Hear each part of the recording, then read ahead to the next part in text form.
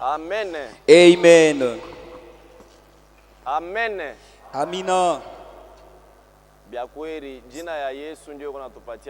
C'est vrai, le nom de Jésus-Christ nous procure de la joie. Où est-ce que tu tires ta joie? Où est-ce que tu trouves ta joie? Notre joie, nous la trouvons en Jésus-Christ. En dehors de Jésus-Christ, il n'y a pas de la joie. Je vous remercie énormément pour votre présence. Et je vous salue au nom de Jésus-Christ.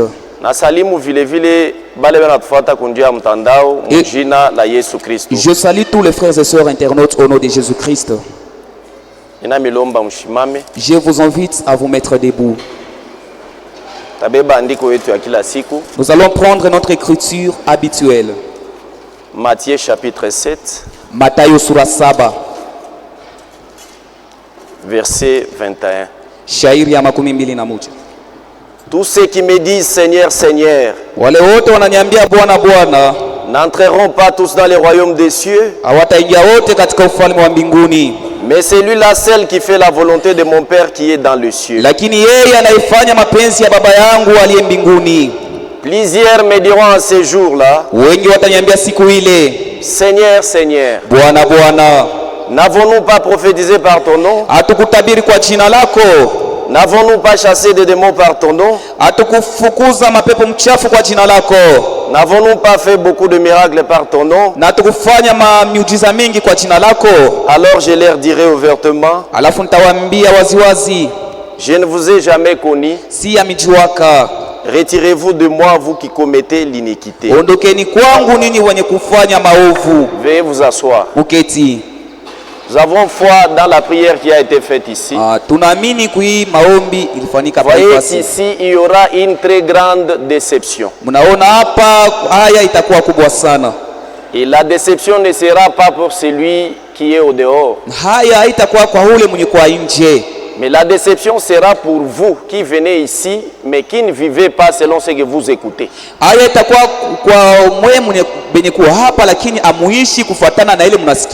C'est pourquoi nous ne venons pas faire la religion. Nous venons pour notre préparation. Et nous devrons reconnaître que nous sommes un peuple à part. Comme la Bible le dit, dans Matthieu chapitre 6, le Seigneur enseigne ses disciples comment ils devraient prier. Il leur dit, voici comment vous devrez prier. Notre Père qui es aux cieux, que ton nom soit sanctifié, que ton règne vienne, et ta volonté soit faite sur la terre comme au ciel. Au ciel, il y a la volonté de Dieu, tout comme sur la terre, il y a aussi la volonté de Dieu. Et sur la terre, il y a un peuple sur qui la volonté de Dieu doit s'accomplir. Et ce peuple-là, c'est nous. Ce que Dieu a de plus cher sur cette terre, ce n'est pas la douane. Ce n'est pas custom. Ce ne sont pas des mining. Mais c'est vous et moi. Pourquoi? Parce que nous sommes ses enfants. Et nous demeurons dans sa volonté. Ainsi nous vous avons dit que chaque fois Dieu utilise un prophète. Et ce prophète, il lui donne un mandat. Et ce mandat-là est accompagné de surnaturel. Un mandat, c'est un pouvoir que Dieu donne à un homme. Et ce mandat-là est accompagné par le surnaturel. Et quand Dieu appelle cet homme-là, peut-être tout le monde ne peut pas assister à l'appel. Mais Dieu l'a appelé et il l'a établi. Ainsi Moïse hivi Musa avait été appelé Mungu alimwitaka par Dieu, Mungu ndio alimwitaka conformément à sa promesse, kufuatana na malako yake. bien qu'à côté il y avait Corée, Dathan et Abiram et les autres. Hata vile pembeni yake kulikuwa Korea, Datani na Abiram na wengine. Ils s'étaient révoltés contre Moïse Wakatombokia Musa et ils pensaient se révolter contre Moïse, un homme. walianza kusanya kusema wanatombokia Musa mwenye kuwa mwanadamu wala mtu. Et pourtant ils se révoltaient à Dieu. Japo walitombokia ni Mungu. Pourquoi? Parce que c'était Dieu qui avait mandaté Moïse. Kwani ni Mungu mwenye alimpatia kazi Musa. C'est ce que nous lisons dans Nombre. Ndio ile tunasoma Hesabu. Lisons Nombre. Hesabu. Nombre chapitre 16. Hesabu sura 16. Je commence par le deuxième verset. Naanza pa shairi ya pili. Ils se soulevèrent contre Moïse Wakaamuka wakatombokia Musa avec 250 des enfants d'Israël. na mmoja pamoja na batoto wa Israeli 25. Je vous ai dit qu'Israël, Nilimeleza kusema Israeli c'est le type de ni l'église, mfano wa kanisa. des principaux de l'assemblée. Mmoja wa pale bakuani ba mkanisa Ceux qui se soulevèrent contre Moïse, wale wakatombokia Musa c'était pas des hommes ordinaires, hawakuwa watu wa kawaida tu, c'était des principaux walikuwa ni watu wenye kuwa na mamlaka de l'assemblée, wa makutano. de ceux que l'on convoquait l'assemblée, Wale walianza kukusanya makutano et qui étaient des gens de renom. na walikuwa watu wenye kuwa na kavumo. Plus souvent, ceux qui nous amènent des troubles, Mara nyingi ile inatuletea mvuruko ce sont ceux qui pensent avoir le renom. ni wale wanazani kuwa na kavumo. C'est pourquoi, frères et sœurs, Sio kwa sababu wa ndugu na wadada, tangulie kushuka, ifo kuzimilie, njoo Mungu atanipandisha. ifo kuzeleve. Ils s'assemblèrent contre Moïse Wakati kusanyia juu ya kumpiganisha Musa et Aaron na Haruni et leur dire, na kuambia hivi, ça n'est assez. inatosha. Toute l'assemblée, Makutano yote tous sont saints. ni matakatifu. Voyez comment ils se révoltaient à Moïse. Unaona jinsi gani wakamshema Musa. Tous nous sommes des saints. Et pourtant, quand Dieu appela Moïse, Japo wakati Mungu aliita Musa, il n'était pas là. wao hawakuwa pale. C'est pourquoi il faut faire très attention. Sio kwa sababu inapaswa kufanya angalisho sana. Ils dirent, ça n'est assez, Wakasema inatosha, car toute l'assemblée est sainte.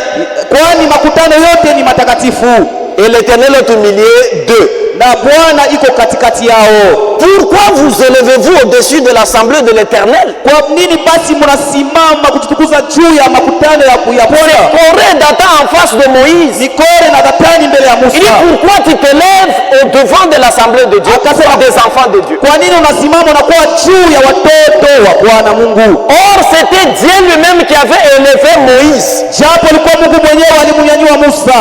Ce n'était pas un homme, Haikukuwa mtu, soit ce n'était pas un conseil des hommes wala haikukuwa shauri ya watu qui avait établi Moïse. yenye iliwekaka Musa Mais mkazi, c'était Dieu lui-même qui l'avait établi. lakini ilikuwa Mungu mwenyewe alimwekaka Mais mkazi. ces hommes ici, Lakini hawa watu hawa mal affermis, wenye kuwa na pitu mbaya ils se tiennent devant Moïse, wanasimama mbele ya Musa, pensant qu'ils étaient en train de faire face à l'homme. wakazanya kusema wewe unasimama ni mbele ya mtu, Et pourtant, Dieu était déjà dans la chose. japo Mungu alikuwa mkazi. C'est pourquoi vous devrez faire très attention. Sio kwa sababu inapasha kufanya angalisho sana. Les hommes de Dieu que Dieu appelle, Watumishi wa Mungu wenye Mungu anaita les combattre, kuwapiganisha, c'est combattre Dieu. kupiganisha Mungu, Vous allez avoir un problème inutile. utakuwa tu na mambo moya ya Vous allez bure, payer le frais. nawe utapata Vous allez vous attirer des difficultés. utakuwa na mangaiko matabu ya bure tu. Quand Moïse entendit, Wakati Musa aliposikia, il tomba sur son visage. akaanguka kifundifundi, Il était très attristé. yeye akahuzunika sana. C'est ainsi au verset 9 il dit, Ndio mshauri ya 9 anasema hivi, est-ce trop peu pour vous eti ni kitu kidogo kwenu que le Dieu d'Israël ya kuwa Mungu wa Israeli vous ait choisi ananichagua dans l'assemblée d'Israël? mu makutano ya Israeli, Assemblée de Kasumbalesa. makutano ya Kasumbalesa. Est-ce trop peu pour vous Eti ni kidogo kwenu que Dieu vous ait appelé Mungu kumiita afin que vous soyez membre de ce ili tabernacle? muwe wanamemba wa maskani. Ne pensez pas que c'est facile. Msizanya kwamba ni mwepesi. Dieu Dieu qui vous a appelé, avant il a répandu son sang, et nous qui venons à lui, nous sommes les produits de la mort de Jésus. Est-ce trop peu pour vous? Que Dieu vous ait appelé, que Dieu vous ait choisi, en vous faisant approcher près de lui, afin que vous soyez employés à son service, le service du tabernacle.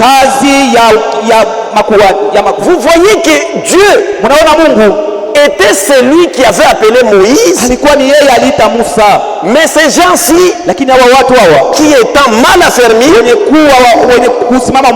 ils ne pouvaient pas voir que c'était Dieu. Pourquoi? Parce qu'ils étaient mal affermis et pensaient que Moïse et Aaron s'étaient élevés au-dessus du peuple. Et pourtant c'était Dieu qui leur avait appelé. C'est pourquoi, frère, écoutez ce que Jude insiste. Il insiste toujours. Jude, il insiste là-dessus. Et qu'est-ce qu'il dit? Cette écriture, moi je vais lire la traduction parole de vie. Jude chapitre, il n'a qu'un seul chapitre. À partir du verset 4. Paul, plutôt, il dit ceci. Je vous ai écrit ce que des hommes, je vous ai écrit parce que des hommes mauvais sont venus en secret parmi vous. Donc il y a des hommes mauvais qui sont venus parmi vous. Donc quand on dit parmi vous, cela ne veut pas dire qu'ils sont au dehors. Ils sont toujours parmi nous. Je vous ai écrit parce que des hommes mauvais sont venus en secret parmi vous. Ils tordent le message d'amour de notre Dieu afin de pouvoir se construire n'importe comment. Ils rejettent Jésus-Christ, notre seul maître et Seigneur. Depuis longtemps, les livres des saints ont annoncé leur punition. Voyez que ces gens qui se révoltent parmi le peuple de Dieu, il y a une punition qui leur attend.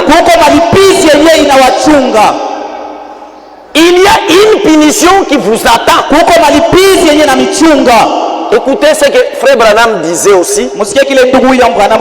Gardons cette écriture. Je vais continuer là-dessus.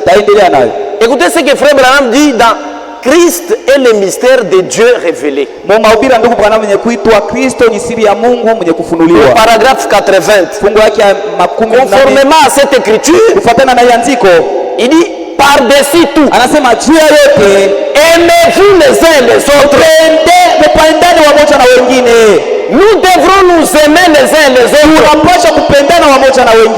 Parce que dans l'amour, il y a aussi une bonne disposition. Et celui qui a une bonne disposition peut comprendre de la bonne manière même ce qui a été dit de la mauvaise manière.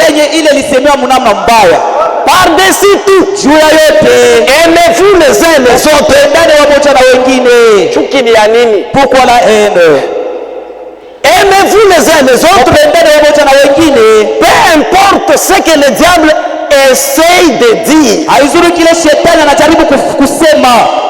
importe ce que le diable essaye de vous dire. Mais vous aimez-vous les uns les autres.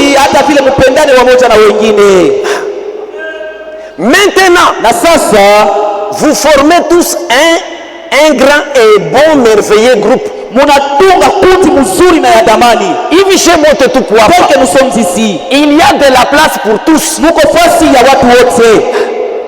Il y a de la place pour tous. Muko fasi ya watu Et nous wote. formons un groupe merveilleux. Na tunafanya kundi ya damani. Pourquoi? Parce que nous nous préparons. Kwa sababu tunajitayarisha. Un beau groupe merveilleux. Kundi moja ya damani. Mais souvenez-vous de mon avertissement. Lakini mkumbuke ukalamusho wangu. Je vous rappelle ce soir. Nawakumbusha hii magharibi. Souvenez-vous de cet avertissement. Kumbukeni ukalamusho. Voyez-vous, Munaona, Satan ne laissera pas cela demeurer ainsi. Shetani hataacha hii kundi ipate kuendelea hivi. Kazi ya shetani, Le diable, il ne voudra pas que tukue hivi tuiko. asiruhusu asipende tupate kwa paka hivi. Ça c'est l'avertissement que l'homme de Dieu donne. Hii ni ukalamusho mtumishi wa Mungu analeta. Il dit, Anasema hivi, le diable ne vous laissera pas ainsi. Shetani hatawaacha tu hivi. Non, messieurs. Hapana bwana. Il injectera toutes sortes de choses. Ataleta tu maaina yote ya vitu. S'il doit introduire quelqu'un pour atteindre son objectif. Kama anaweza atakuingiza kwa mtu ndio apate kufika kushamba yake. Satan est un esprit. Shetani ni roho. Et pour qu'il agisse, Na njoo apate kutenda, il agisse au travers des humains, des hommes. anatenda kwa njia ya watu. Il se saisisse des hommes Anachukua mtu et il les utilise. anawatumia. C'est ce que le prophète dit ici. Sio kile nabii anasema hivi, Il injectera toutes sortes de choses. ataingiza aina yote ya vitu. S'il doit introduire quelqu'un Kama inawezekana aingize mtu pour atteindre son objectif, sio afike kushamba yake, il introduira un critiqueur. ataingiza ule mtu wa kusimanga, Machimango. un critiqueur. Voyez que quand vous critiquez quelqu'un, Unaona, wakati unasimia mtu mbaya, donc vous êtes loin du diable. maana yake wewe unasukumwa na shetani. Afin de faire cela, ili upate kufanya vile, parce que ile msukumo haitoke kwa Mungu hapana. parce que cette inspiration ne vient pas de Dieu. Ile msukumo iko na kutuma kuwa na critique. Cette inspiration qui te pousse à critiquer Ili ya batumishi ya Mungu, sur les serviteurs de Dieu, ya batoto ya Mungu, sur les enfants de Dieu, ndugu na badada, mes frères et sœurs, msukumo ya shetani. une inspiration diabolique. Je vais vous donner un exemple. Tawapatia mfano. Dans la Bible, dans 2 Samuel chapitre 1, Samueli wa pili sura kwanza, David parle comment les héros étaient tombés. Daudi anasema jinsi gani washujaa walianguka. En parlant de cela, Kusema ile c'était sur la montagne de Gilbao, ilikuwa hapa mlima yenye kuitwa Gilbao, où Saoul et son fils Jonathan et toute l'armée d'Israël bataillaient. pale Saulo na mtoto wake Yonathani pamoja na watu wote walianza kupigana pale. Et maintenant, les Philistins avaient eu la victoire sur Israël. Sasa Wafilisti wakapata ushindi pa Israeli. Pourquoi? Parce que Saoul devrait payer sa désobéissance. Kwani Saulo alipashaka kulipa njoo kukosa kutii kwake. Pendant cette guerre-là, Katika wakati ile vita, alors qu'ils sont sur la montagne de Gilbao, wakati wako pa mlima Gilbao, Saoul devrait tomber. Saulo alipasha kuanguka. Et maintenant, il avait déjà une flèche Sasa alikuwa na mkuki qu'il avait percée. yenyewe ilimtoboraka. Il était en train de giser, en train de vouloir, de gémir jusqu'à mourir. Alikuwa na ukoo anataka kukata roho. Et maintenant, Na sasa il y avait un Amalécite palikuwa mtu wa Amaleki qui savait toute l'histoire qui s'est passée entre David et Saoul. mwenye alijuaka historia yote iliyofanyika kati ya Saulo na Daudi. Saoul l'appelle, Saulo anamuita, il appelle ce jeune homme anaita ule kijana, alors que d'autres chars s'approchaient. wakati ile magari yengine ilianza kukaribia, Les chars des ennemis s'approchaient. adui wanaanza kukaribia. Il a demandé à ce jeune garçon, Akamwomba ule kijana, il lui a dit, je suis dans une douleur continuelle. akamwambia sema, hapa napata maumivu mabaya sana, Je vais toujours mourir. hapa takufa tu, Fonce cette flèche lakini ingichicha hii mkuki ingie sana et donne-moi la mort. nao upate kuniua.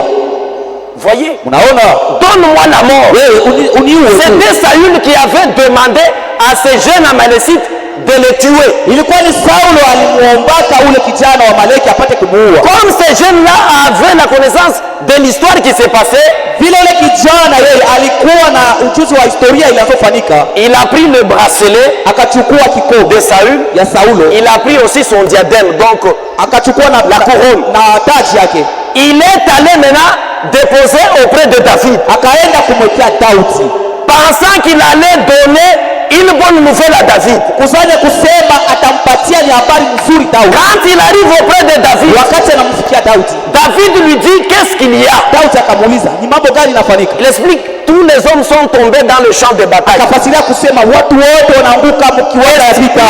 Explique-moi comment ça s'était passé. Unifasie basi ilifanyika leo. Il commence à expliquer. Akaanza kufasiria. Tous sont morts. Na wote walikufa. Même Jonathan le fils de Saül. Hata Jonathan mwana wa Saulo. Tous sont morts. Wote wanakufa. Comment leur mort est arrivée? Sasa wanakufa jinsi gani? C'est ainsi qu'il explique à David. Pale sasa nazo fasiria Daudi. Qu'il avait déjà une flèche qui le perçait. Ya kusema Saulo alikuwa déjà na mkuki yenye kwa imeshamtoa. Et maintenant il m'a demandé. Sasa aliniomba de lui donner la mort. Nipate kumuua. Maintenant David, c'est comme ça que ça s'était passé. Daudi akasema ndio vile ilifanyika. Et maintenant il dit à ce jeune homme. Sasa anamwambia yule kijana, comment n'as-tu pas craint de porter ta main sur un oint de Dieu? Je, akuogope kupata kuua mpakaliwa wa Mungu? Lui expliquait à David, yeye anaanza kufasiria Daudi, pensant que David kusanya kwamba Daudi allait se réjouir du couronne. Yeye alipaswa kufurahi na ile taji. Et pourtant David lui dit, chapo Daudi akamwambia, comment n'as-tu pas craint? Je, akuogope de porter ta main sur le oint de Dieu? Kupata kuua mpakaliwa wa Mungu. Il demande automatiquement à l'un de ses soldats, akaomba pale mmoja wa askari wake, tuez ce jeune homme à l'instant même. Hapa mpate kuua kijana. On tua cet Amalécite, na wakaua ule mtu wa Amaleki. Et ainsi David, na Daudi qui était dans le chagrin continuel, mwenye alikuwa katika huzuni ya nguvu, parce qu'il ne voulait pas voir Saül mort, kwani hasikupendeke kuona Saulo mwenye kufa. Il n'enviait même pas la couronne. Yeye asipasi hata kutamani taji. C'est pourquoi frères et sœurs, kwa sababu ndugu na wadada, restez où Dieu vous a placé. Pale Mungu alikuweka au moment opportun, wakati unayofaa, Dieu va faire de sorte que tout se passe comme sa volonté. Mungu atafanya ipate kufanyika kufuatana na mapenzi yake. Et maintenant David, na sasa Daudi, il demande qu'on tue cet Amalécite. Akasema wapate kuwa ule mtu wa Amaleki. Il dit que ton sang retombe sur toi. Akasema damu yako ikuwe juu yako. Parce que toi-même tu as donné ta déposition. Kwani wewe mwenyewe ubana kunajistaki disant que tu as tué loin de Dieu. Mukasema wewe unaua mpakaliwa wa Mungu. Et ainsi David prend son carcable. Na hivi Daudi akachukua kitabu yake. Il commence à écrire un cantique. Akaanza kuandika mwimbo. Dans ce cantique il dit, ile wimbo akasema hivi, que cette histoire ya kusema historia n'arrive pas aux oreilles, isifike kwa masikio des Amalécites, ya watu wa Amaleki et des gens d'Ashkelon, na watu wa Skelo, que ceci n'arrive pas aux filles des Philistins, isifikie wabinti wa Filisti. Voyez ce que David dit. Unaona kile Daudi anasema, que ceci n'arrive pas aux oreilles des païens, isifikie kwa masikio ya wapagano. Le frère a péché, bien sûr. Ndugu ni kweli alitenda dhambi. La sœur a péché, bien sûr. Kweli dada alifanya dhambi. Mais vous n'avez pas le droit d'en parler à ceux du dehors. Sasa wewe haulazimishwi kusema kuambia ile mambo watu wa nje. Pourquoi? Parce que vous jetez des discrédits sur la parole de Dieu. Kwani wewe unapatisha haya neno la Mungu. Écoutez ce que le prophète dit. Msikie kile nabii anasema. Satan ne vous laissera pas. Shetani hatawaacha kamwe. Demeurez ainsi. Kudumu vile. Il injectera toutes sortes de choses. Yeye ataingiza mabitu maina. S'il doit introduire quelqu'un, kama anapaswa apate kuingiza mtu avec son objectif, na shabaha yake, il introduira un critiqueur. Ataingiza mtu wa kushimanga. Il introduira un critiqueur. Ataingiza katikati yenu mtu wa kushimanga. Il introduira un incrédule. Ataingiza un incrédule. Ataingiza mtu mtokuamini. Et il lui donnera une place. Na atamupatia fasi. L'amènera à fraterniser avec vous. Naye atamufikisha mpate kwa muungano. Cet homme que le diable utilise. Ule mtu ule shetani anamtumia. Donc il enverra ici. Atamtuma hapa. Il lui donnera une place ici. Atampatia nafasi hapa. Et ainsi il va commencer à fraterniser avec nous. Na ule mtu atakuwa muungano pamoja nasi. Et ainsi de suite. Na kadhalika. Ensuite il injectera une espèce de poison. Na kisha ataingiza aina moja ya sumu qu'il commencera à répandre dans l'église. Yenye ataanza kusambaza mkanisa. Unaona que machimango ni poison. Voyez que le critique c'est le poison. ni poison ndani ya kanisa. Le poison dans l'église. Hamuna na droit ya kwanza kushimangana. Vous n'avez pas le droit de critiquer. N'ayez pas part à cela. Musishiriki kuile. C'est ce que le prophète dit. Ndio kile nabii anasema. Ne participez pas à cela. Musishiriki kuile. N'ayez rien à faire avec quelque chose d'autre. Musianze kufanya vitu vile. Restez simplement aimables et doux, gentils les uns envers les autres. Nous devrons rester gentils, aimables les uns et les autres.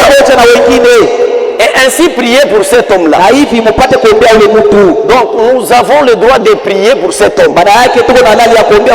Ou pour cette femme qui a l'habitude de faire le colportage.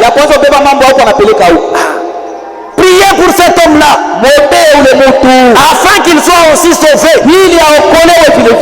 Ou pour cette femme-là, qui que ce soit, priez pour eux simplement et restez attachés les uns et les autres.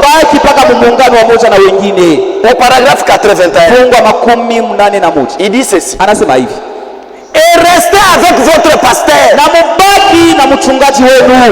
Voyez, il a les bergers et respectez-les et il vous conduira jusqu'à bout, car il a été ordonné, il a été ordonné par Dieu pour le faire. Restons à côté de notre pasteur. Il a été ordonné pour le faire. Écoutez, vous savez, quand nous faisons des votes, après les votes, le reste appartient à Dieu. Il est vrai que vous avez voté, mais après les votes, il est membre de la fête de la Bakenia. Le reste appartient à Dieu. Parlez à mal du berger, parlez à mal des anciens, vous attirez des ennuis, c'est vous attirer des problèmes. Pourquoi? Parce que ce sont les loin de Dieu. Il y en a d'autres que vous pouvez tuer par la langue. C'était ce que Jérémie avait dit. Venons, il parlait plutôt Jacques. Jacques chapitre 3. Le Seigneur a pris une écriture. Toute une écriture, il place cela le problème de la langue. Parlant de la langue, et que la langue est un fait. Voici comme un grand forêt. Une grande forêt peut embraser tout. Vous pouvez tuer par la langue. Donc vous avez déjà porté, vous avez déjà porté la main sur loin de Dieu. Par la langue, vous avez déjà porté la main sur loin de Dieu. Et vous avez déjà des problèmes. Zambi kama iko nguvu kutengeneza. Si le péché est dur à réparer, iko mzuri tushitende zambi. Yeko ne pas pécher. Pourquoi? Parce que tunajua sema iko nguvu kutengeneza. Parce que nous savons que le péché est vraiment dur à réparer. Écoutez ce que frère Franck dit. Dans la lettre circulaire numéro 51 janvier 2005, page 20 et 21. Écoutez ce que frère Franck dit. Frère Branham parla du ministère de la parole parlée.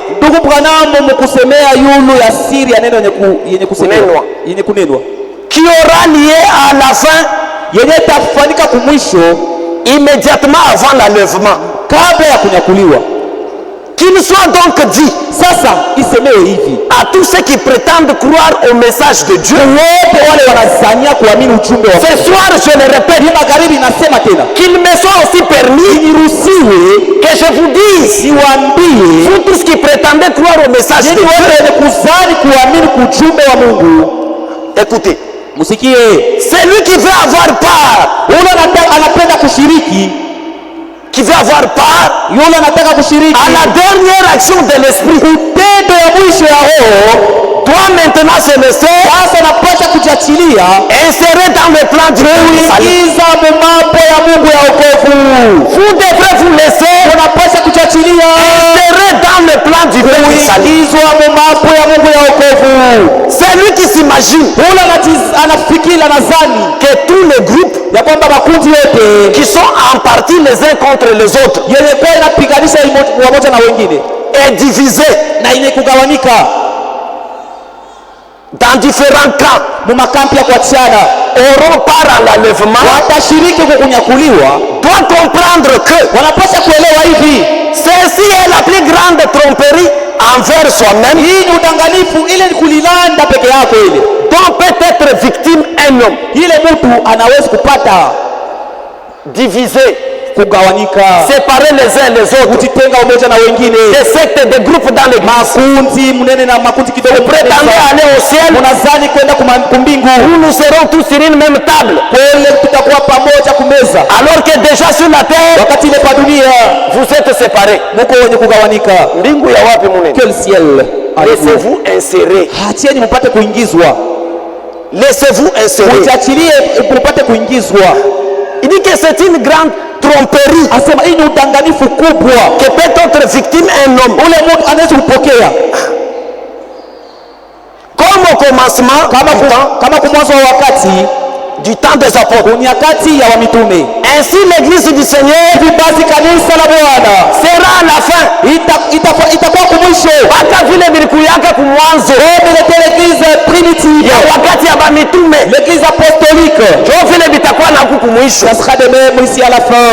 Balikuwa katika mapendo, Ils étaient dans l'amour, balikuwa beko na jibeba à cœur. ils se prenaient à cœur. Mais aujourd'hui c'est facile pour un frère, soit pour une sœur, Leo ni wepesi kwa ndugu wala dada de voir un frère qui tombe, kuona ndugu mwenye au anaanguka, lieu de le relever, kumsimamisha. vous commencez à l'enfoncer. Wewe unaanza sasa kumuingiza mpaka anguke, Mais il est déjà tombé. wakati ile kwa chini Il alishakuanguka. vous suffit seulement d'allonger votre main Inapasha tu upate kunyosha mkono et wako de le tirer na kumtosha, kumsimamisha, afin de gagner notre frère ou notre sœur. ili kupata ndugu wetu wala dada yetu. Pourquoi vous ne pouvez pas vous pardonner? Kwa nini hamwezi kujisamehe? Le Seigneur nous a pardonné. Bwana alitusamehe, ni kweli, Et celui qui doit accepter le pardon du Seigneur, na ule anapasha kukubali kusamehewa kwa Bwana, il doit aussi accepter de pardonner les autres. naye anapasha kusamehe wengine. C'est ça.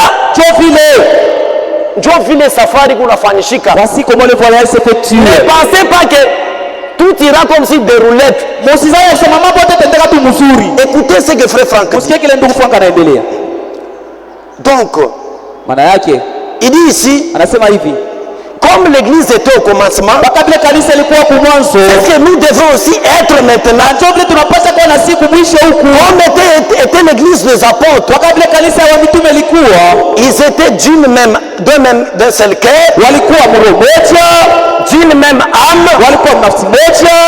Le premier amour sera manifesté comme le fruit de l'esprit. Mapendo ya kwanza itaonekana kama tunda ya Roho. Mapendo ya kumwanzo iko wapi leo? Où est l'amour primitif actuellement? Mapendo ya kumwanzo iko Où wapi? est cet amour primitif actuellement? Empressement ile tulikuyaga nao wakati tuliamini. Cet empressement qu'on avait lorsque nous avions cru. Iko wapi leo? Où est cet empressement? Vous voyez pas que l'amour du plus grand nombre s'est refroidi? Amuone ya kwamba kusema mapendo ya watu wengi inafubala. Quel est l'état de l'église aujourd'hui? Hali ya kanisa iko leo. Quel est l'état de l'église? Hali ya kanisa iko leo. Où est l'amour Mapendo iko wapi? qui couvre une multitude de péchés? Inafunika aina yote ya dhambi. Écoutez, Msikie, ils étaient d'une même âme, wote walikuwa nafsi moja, ils étaient d'un même cœur. wote walikuwa na roho moja. Pourquoi? Parce que l'amour brillait en eux. Kwani mapendo ilianza kuwaka ndani yao. C'était l'amour parfait. Ilikuwa ni mapendo kamili. Et seul l'amour parfait entrera au ciel. Mapendo kamili itaingia mbinguni. Tout doit être rétabli Yote inapaswa kurudishwa, et ramené à l'état primitif. kurudishwa mpaka vile ilikuwa kumwanzo. C'est uniquement de cette manière Mpaka vile tuncho mwile namna que nous aurons part à ce que Dieu fait tutashiriki kwa ile Mungu anafanya à travers le ministère à travers du ministère promis. Kwa njia ya ile utumishi yenye kulakiwa. Voyez que c'est de cette façon Mnaona njoo mwinamna que Dieu agit. Mungu anatenda. Dieu n'agit pas Mungu asitende de la façon dont vous semblez être bon. Mnaamna ile mnazania kwa wazuri. Ce ne sont pas les anciens Haiko wazee qui se sont élevés au-dessus de vous. wenyewe wanasimama tu juu yenu Mais c'est Dieu lakini ni Mungu qui les remplacé mwenye aliwaweka à l'endroit où ils sont. Pafasi penye Et wanakutaniwa. maintenant écoutez, Sasa msikie. je vais vous donner un exemple. Tawapatia mfano. Et ne l'oubliez pas. Na msisahau. Dans vos maisons, Manyumba yenu vous avez des dons. muko na mazawadi. Malenge na moyo wake. Peut-être vous ne le savez pas. Kitanda kiko na fashi yake. Le lit a sa place. Ni mshamba. C'est dans la chambre. Kiti Le chaise ou kuna fashi yake. A de place. Ni salon. C'est dans le salon. Mbabula. Le brasero. Iko na fashi yake. À sa place. Ni mpishi. C'est dans la cuisine. Jamais mbabula. Jamais le brasero. Aisa toka inaenda mshamba. Peut se retrouver dans la chambre. Hawezi kwenda kuipikia mshamba hapa. Tu ne peux pas faire ou préparer dans la chambre. Kitanda. Pour ton lit. Banaona tu mtu anatosha kitanda. Quelqu'un prendre son lit. Anaenda kakiweka mu salon. Allez le placer au salon. Lakini banakuya sema muikale. Et lorsque le visiteur arrive, il le dit, mettez-vous sur ce lit. Atawaza kusema mtu kichwa chake. Ils penseront que cet homme n'est pas normal. Kiti kia fauteuil. Le fauteuil. Kile uko nacho munyumba yako. Tu es dans ta maison. Jamais akisatoka sema. Jamais cette fauteuil quittera. Leo mtepikia yulu yangu. Aujourd'hui, vous allez préparer sur moi. Kiti haina mbabula. Le fauteuil ou la chaise n'est pas le bracelet. Les choses ou les biens que vous avez dans vos maisons. Anachunga fashi yake. Le gobelet a sa place. Kazi yake ni tukunie mumai. Sa place, son travail c'est que chaque chose a sa place. Njoo vile na ndani ya kanisa. Il en est de même dans l'église. Dieu a donné des dons. Mungu alileta mazawadi. Il y a des anciens. Il y a des prédicateurs. Il y a des enfants de Dieu. Des moniteurs de l'école de Dieu. Il y a des choristes. Des frères et des sœurs. Mais que chacun garde sa place. Kila mtu achunge fashi yake. Chacun garde sa place. Mwile namu na njoo tutapata madifikulte. Et là nous n'aurons plus de difficultés. Njoo yenyewe respect. Voilà même le respect. Aina ba ancien njoo bana diélever. Ce ne sont pas les anciens qui se sont élevés. Écoutez. Peut-être je dis cela avec China na intention mubaya. Je n'ai pas une mauvaise intention. Écoutez ce que le docteur Franck nous dit. Oui, prédication intitulée. Dans cette prédication intitulée Respect, ordre et ministère dans l'église. Heshima, usawa na utumishi mkanisa. Page 15. Ukurasa 15. Il dit ceci. Anasema hivi. Si nous avons perdu le respect, kama tunapoteza heshima pour les hommes de Dieu, heshima tu watumishi wa Mungu, alors je vous le dis, sasa nawaambia, nous sommes sur le chemin de la perdition. Tuko njia ya upotevu. Kama heshima ya kanisa, si le respect envers l'église, yulu ya batumishi ya Mungu, sur les serviteurs de Dieu, ainako n'est plus perdu. Donc tuko déjà munjia ya kupotea. Nous sommes sur le chemin de la perdition. Sasa nani mwenye anapenda tupotea? Mais qui veut être perdu? Hakuna mtu anapenda tupotea. Personne ne veut être perdu. Nous devons du respect aux anciens. Tunapasha kuheshimu wazee. Nous devons du respect aux hommes de Dieu. Inabidi kuheshimu watumishi wa Mungu. Nous devons du respect les uns et les autres. Na tunapasha kuheshimiana umoja na wengine. Nous sommes sur le chemin de la perdition. Et nous avons précipité beaucoup de choses dans la perdition. Na pale sasa tunafanya vitu vingi vinaingia na mabaraka yenyewe mlipashi kupata. Même des bénédictions que vous auriez dû avoir. Unaipotesha. Vous les avez perdues. Na mabaraka mnaipotesha. Vous aviez même perdu de quoi? Parce que le respect n'est plus. Au milieu des enfants de Dieu. Voyez. Naona. Il n'y a plus de respect. Et beaucoup d'autres dans la perdition. Na watu wengine tunavipotesha parce que nous n'avons pas le respect de l'ordre divin. Je vous ai dit que quand nous choisissons, le reste c'est l'ordre de Dieu. C'est Dieu qui conduit l'église par le berger. Écoutez, je saute. Il dit ceci. Anasema hivi. Il parle au sujet du berger. Anasema hapa mambo inahusu mchungaji. Il dit si la confiance. Yanasema kama matumaini. Ça c'est frère Branham qui avait répété aussi ça. Hii ni ndugu Branham naye alisema kani maneno ya ndugu Branham. Si la confiance kama matumaini dans l'homme que Dieu utilise dans une église locale. Ndani ya mtumishi wa Mungu mwenyewe Mungu anatumia mkanisa ya pale. Est détruite. Inaharibiwa. Alors toute l'église est détruite. Sasa kanisa yote inaharibiwa. Si la confiance kama matumaini dans l'homme que Dieu utilise localement est détruite. Ndani ya mtu mwenye Mungu anatumia papali inaharibiwa. Automatiquement pale toute l'église est détruite. Kanisa yote inaharibiwa. Ne détruisez pas l'église. Musiharibu kanisa. Ayez confiance dans les hommes que Dieu vous donne. Tumainie wale watu Mungu anamipatia. Je saute encore. Naruka tena. Il dit ceci. Anasema hivi. Page 16. Ukurasa 16. Celui qui ne se conforme pas. Ule sijilinganishe sur la terre hapa dunia à l'ordre terrestre de l'église de Dieu. Usawa wa kanisa ya Mungu ya chini hapa dunia. Celui-là ne sera jamais ule mtu kamwe dans l'ordre céleste de l'église céleste. Hata kuwaka usawa wa Mungu mu kanisa ya kumbingu. Voilà. Kama una un ordre, si tu n'es pas un ordre, mui ordre Mungu ashofanya. À cet ordre que Dieu a fait terrestrement. Ne pensez pas que kumbingu ndio utakuwa un ordre. Ne pense pas que c'est au ciel où tu seras un ordre. L'ordre commence ici. Usawa kwanza inaanzia hapa.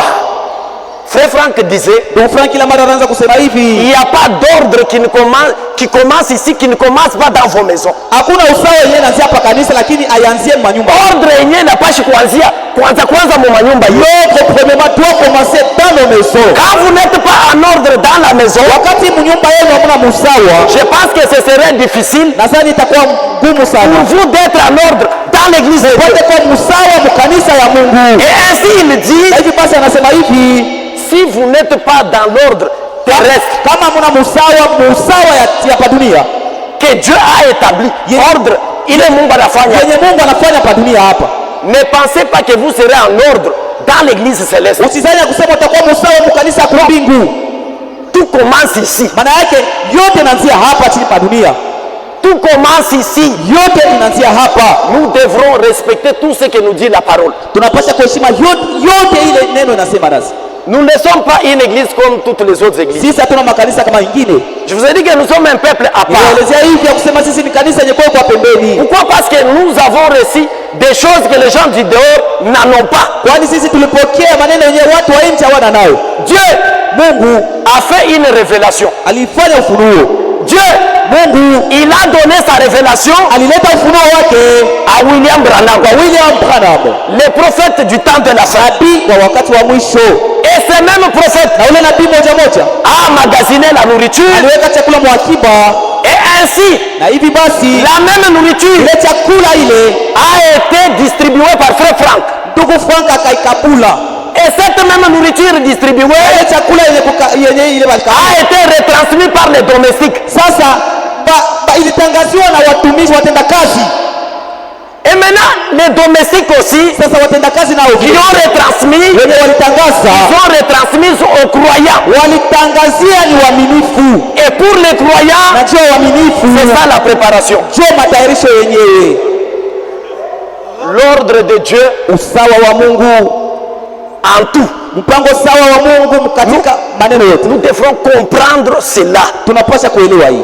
Et ainsi, nous ne sommes pas comme toutes ces églises tendance dite du message. Na hivi basi sisi hatuna isaima makanisa yote yenye parce qu'ils ont amené des interprétations, kwa sababu wanaleta matafsiri, des interprétations particulières, matafsiri ya kipekee à la parole de Dieu, neno la Mungu, au message de Dieu pur. Ujumbe wa Mungu unakuwa safi, alors que nous devrons garder le message pur. Japo ile tulipaswa kuchunga ujumbe unakuwa safi. Tuko kanisa mu message, kanisa mu message, nous sommes l'église maisha message quoi. Où est la vie du message?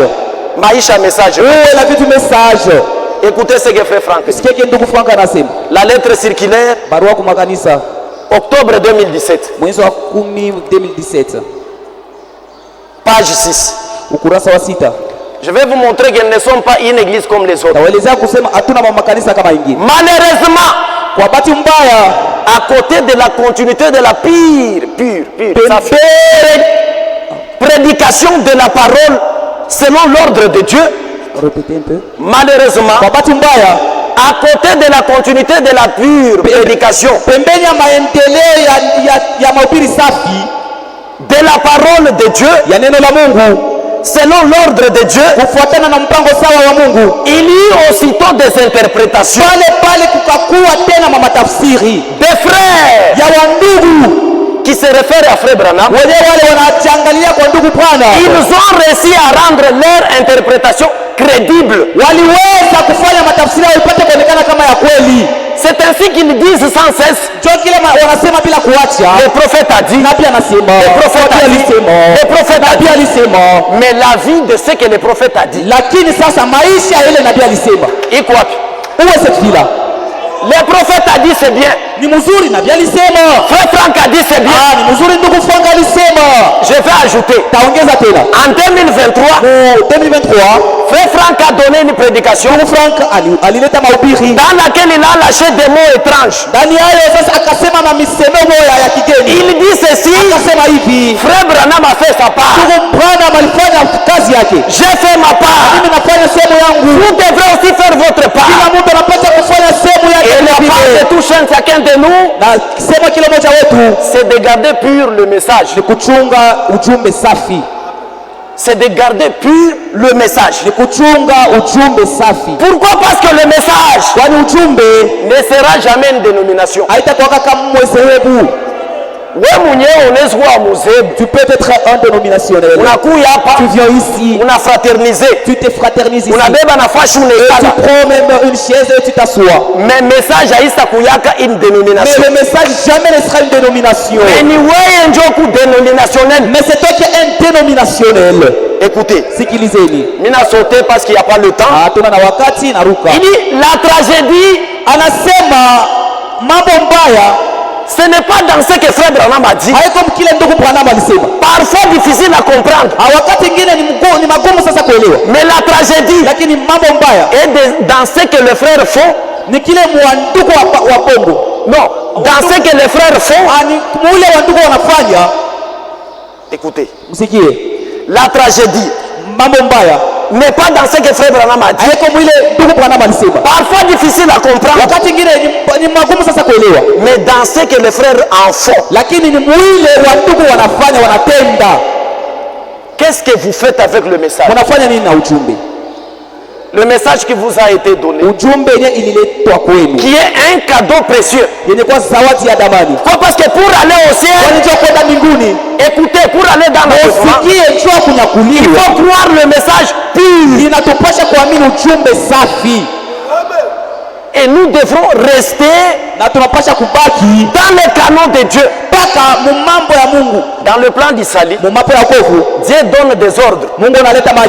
C'est la part de Dieu. Notre part à nous, c'est de nous conformer à ce que Dieu a dit.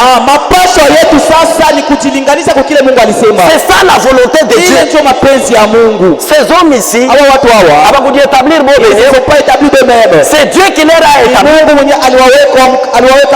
Quand vous avez une bonne disposition, vous allez comprendre de cette façon. Mais si vous n'avez pas une bonne disposition, vous allez peut-être dire, il dit cela parce qu'on lui a donné la chair. Ça c'est une mauvaise disposition. Écoutez, je rentre dans Gide pour terminer. Il est déjà temps. Ah, merci. Bananyongezea 10 minutes. Ok, on vient de m'ajouter 10 minutes. Que Dieu vous bénisse. Rentrons dans Gide. Gide est maintenant au verset 5. Vous connaissez très bien tout ce que je vais vous dire. Pourtant je vais vous rappeler ceci. Le Seigneur a sauvé son peuple de l'Égypte. Je vous ai dit que l'Égypte c'est le type du monde. Le Seigneur nous a aussi sauvés du monde. Parce que Israël c'est le type de l'église. Ensuite na kisha il a fait mourir aliuisha ceux qui n'ont pas voulu croire, aliua wale hawakutaka kuamini, ceux qui ne veulent pas croire wale hawataki kuamini, à ce que nous vous déclarons. wale tunawaonesha, Écoutez, vous allez périr. musikie mtauawa. Ce n'est pas la parole d'un homme, Haiko neno la mtu, c'est la parole de Dieu, neno la Mungu mwenyewe, le Dieu qui ne ment jamais. Mungu mwenye asisemake kama uongo. Quand Dieu dit quelque chose, Wakati Mungu anasema kitu fulani, quel que soit le temps haizuru nyakati que cela peut prendre, ile inaweza kuchukua, attendez-vous que cela viendra. wewe muongoje tu kusema itafika. Dieu ne vient jamais en retard. Mungu asifikake nyuma. Vous faites une faute, Unafanya kosa, on vous dit d'arranger, anakuambia sema tengeneza, vous faites sourd d'oreille. wewe unafanya saa usikie. La colère de Dieu est suspendue. Hasira ya Mungu iko juu yako, Et cela vous atteindra certainement. kweli hakika itakufikia ile, Et vous n'allez pas échapper. hautaepuka. Quand Dieu promet, Wakati Mungu anaahidi, l'accomplissement est plus qu'une évidence. kutimilika ni hakika. C'est la parole de Dieu qui ne mange. Mushikie. Écoutez, Ni Mungu aliumba mbingu na dunia. Mwenyewe alikupa na souffle. Dieu anakuambia. c'est le Dieu qui a créé le ciel sur la terre qui t'a donné même le souffle de vie. C'est lui qui est en train de t'annoncer ces Mais choses. pourtant notre Dieu est trop large. Wakati ile Mungu wetu Riche en bonté, eko na huruma sana, là à la colère, ana mwepesi et ce mukasirani, qu'il veut, na ile anataka ce n'est pas la mort d'un méchant, haiko mtu mbaya kufe, mais il veut que le méchant lakini anataka mtu se détourne mbaya de ses mauvaises voies apate kubadilisha manjia afin zake qu'il vive ili apate kuishi. la bonté de Dieu, Wema wa Mungu, la patience de Dieu. uvumilivu wa Mungu, C'est ça votre salut. njoo wokovu yenu. Verset 8, je saute. Mstari wa 8 naruka. Au milieu de vous, Katikati yenu ces gens mauvais hawa watu wabaya agissent comme les habitants de ces villes. wanatenda kama wakazi wa mji. C'est ce que frère Branham disait. Ndio kile ndugu Branham anaanza kusema, Vont prendre une place et s'asseoir ici. atachukua fasi anaketi. Et la Bible dit Na ici, Biblia inasema hivi hapa, ils vont vivre comme les gens de la ville. wataishi kama watu wa mji, Se conformant comme les gens de la ville. watajilinganisha kama watu wa mwile tauni ile. Écoutez, Msikie, ils imaginent des choses qui sont fausses. wanajisania maneno yenye kwa mbaya ya bongo. Oh, pourquoi bien qu'on a Dieu élevé, Pourquoi il s'élève au-dessus de nous? oh, pourquoi pas Kabafulane? Pourquoi seulement de tels? Oh, pourquoi pas Kaïd? Oh, pourquoi seulement ceci? Tout cela, ça va nous amener où? Ile yote tutupeleka wapi? Itatupeleka wapi? Ça va nous amener où? Dieu nous a appelés pour le salut. Mungu alituita juu ya wokovu wetu. Dieu nous a appelés pour le Mungu salut. alituita juu ya wokovu. Esaïe, je crois 42. Isaya sura 42 À partir du verset 6 en descendant, shairi ya 6 na kushuka. Dieu nous a appelés pour le Mungu salut. alituita juu ya wokovu. Et au ciel, je vous ai dit, Na kumbingu nilimelezea hivi, nous n'irons pas comme des prédicateurs, tutaenda kumbingu kama wahubiri, mais nous irons au ciel comme des enfants de Dieu. tutaenda kumbingu kama watoto wa Mungu. Alors, Sasa ils suivent le mauvais désir de leur corps. wanafuata matamaa mbaya ya mwili yao, Ils méprisent l'autorité du Seigneur. nao wanateula mamlaka ya Bwana, Et ils insultent les anges glorieux. nao wanatukana wa malaika wenye kwa utukufu. Au verset 11, Shairi 11, quel malheur pour eux. ole gani juu yao, Ils ont suivi le chemin de Caïn, wanafuata njia ya Kaina, njia ya chuki. le chemin de Caïn. Moi, c'est pour développer des choses futiles dans la tête. C'est ce qui vous pousse à développer des choses inutiles dans vos têtes.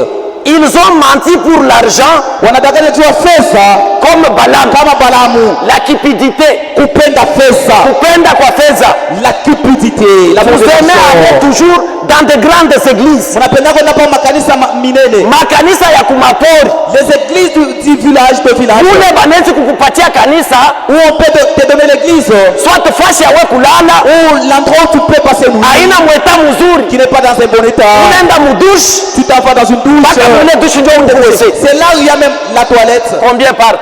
Wangapi wanaendaka kule? Combien partent? Wangapi wanaendaka pale kule kwa mabijiji?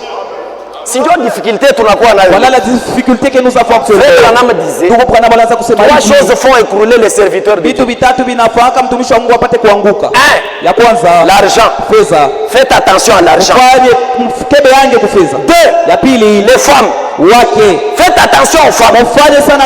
Trois, la popularité. Quels sont les buts et les objectifs qui vous poussent à prêcher? Quels sont les buts et les objectifs qui vous poussent à prêcher? Est-ce l'argent? Est-ce la popularité? Est-ce les femmes? Si vous êtes dans ces trois choses, ulisha kuanguka. Tu es déjà tombé. Hata kama unahubiri manafsi inokoka. Quand tu peux prêcher, les âmes sont sauvées. Ulisha kuanguka. Tu es déjà tombé. Il est vrai. Unajua Mungu. Vous savez Dieu. Pale unamwachia. Là où tu les laisses, tu l'abandonnes. Njoo pale kuna kuchunga. C'est là où il va encore t'attendre. Unaweza kuwa huku nenda. Tu peux partir. Mais tu t'en vas sans Dieu. Paka pale utafika kumwisho. Jusqu'à ce que tu vas arriver à la destination. Te retrouver dans un chemin qui n'est pas. Et là tu penseras maintenant à faire un demi-tour.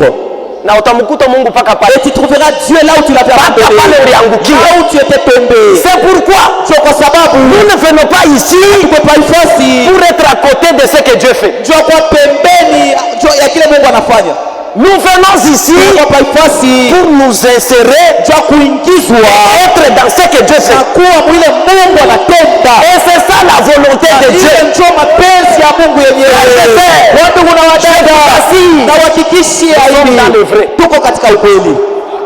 Je vous assure, nous sommes dans le vrai.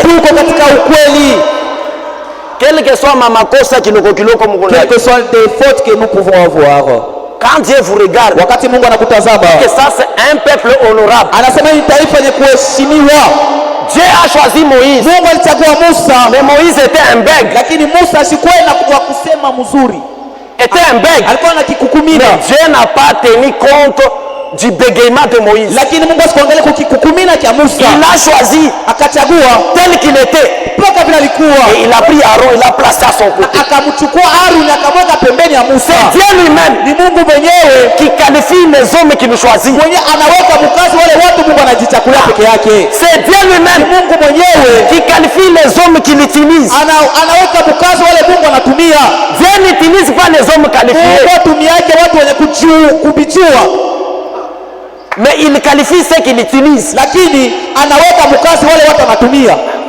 Anabapatia ma qualité. Il leur donne de qualité. Quel que soit ma défaut, quels que sont leurs défauts. Vous pensez que les anciens sont des extraterrestres? Ce sont aussi des hommes. Ils sont aussi des défauts. Kile kiputre kiko mricho hawezi kukiona. Mais toi tu ne vois pas tes propres fautes. Mais unaona paka pai. Mais tu vois la paille qui est dans ton voisin. Iko mricho ya mwingine. Qui est dans ton voisin ou ta voisine. Arrange-toi d'abord. Ou pas te croire. Tu dois arranger tes péchés. Et ainsi, tu peux maintenant voir la faute sur les fautes de ta sœur. Tu dois vraiment t'arranger.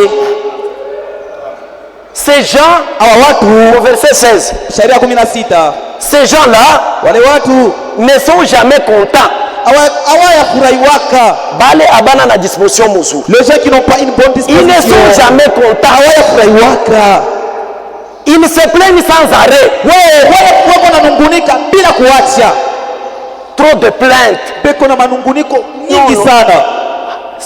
Nous devrons vaquer à notre préparation. Et éviter trop de plaintes. Ces gens-là ne sont jamais contents. Ils se plaignent sans arrêt. Et ils vivent ensuite de leurs désirs mauvais. Que l'inspiration qui te pose de parler. Se plaindre sans arrêt. Abani péché, on a bloqué le ministère. Si réellement c'est ton ministère, nous n'allons pas écouter ce ministère. Nous allons uniquement écouter le ministère venant de Dieu lui-même. Ils font des discours ronflants. ma parole douce. Maneno yenye kuwa ya utulivu. Tu vas kujiattirer rideau ngambo yako. Pour attirer vraiment les rideaux à ton côté. Comme si c'est toi qui as toujours raison. Inakuwa kama sasa ni wewe ndio kati una sababu. Et les autres n'ont pas raison. Wengine wapo ni makosa tu. Plus souvent, ce sont les balé abajouté. Voilà. Ce sont les gens qui ne se répandent pas. Ah. Les inconvertis, plus souvent ce sont les inconvertis qui pensent que les autres ont tort. Pourquoi? Parce qu'ils ne peuvent pas voir qu'il est dans une erreur. C'est si son erreur, il pense que c'est ça la vérité. Si vous lui présentez la vérité, il va refuser. Il n'a pas une bonne disposition. Ces gens, trop de plaintes. Verset 18, il est déjà temps. Ce sont ceux qui divisent les chrétiens. Les gens qui agissent de cette manière, ce sont les gens qui sont la base de la division des chrétiens. Ils ont des idées humaines. Et ils n'ont pas l'esprit de Dieu. Hatuna besoin na mawazo ya bantu. Nous n'avons pas besoin de pensées humaines ici. Hapa tuko paka besoin ici. Ile Mungu anasema. Nous avons besoin de l'ainsi dit le Seigneur. Écoutez, nous ne venons pas ici pour être à côté de ce que Dieu fait. Nous tous nous devons nous laisser insérer et que Dieu vienne nous prendre. Ce soir, que Dieu vous bénisse.